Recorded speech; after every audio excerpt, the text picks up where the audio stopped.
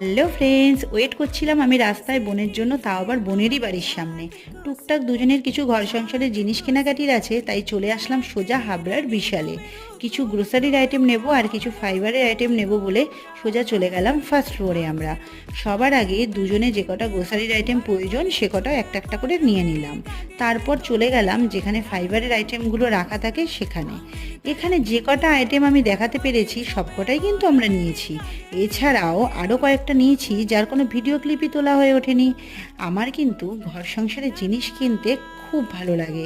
বিভিন্ন ধরনের বাসনপত্র ঘরে থাকবে সেটা কিন্তু খুব দারুণ লাগে। আর আমি এখানে আসলেই নতুনত্ব যা পাই সব নিয়ে চলে যাই। প্রতি মাসে আমি আসি আর এই রকম ঝুড়ি ঝুড়ি ভর্তি মাল নিয়ে বাড়ি চলে যাই। আসলে শপিং করতে আমি খুব ভালোবাসি, সে যেই রকমই শপিং হোক না কেন, নিজের জামা কাপড়ই হোক বা বাসনপত্র। চলো ভাই।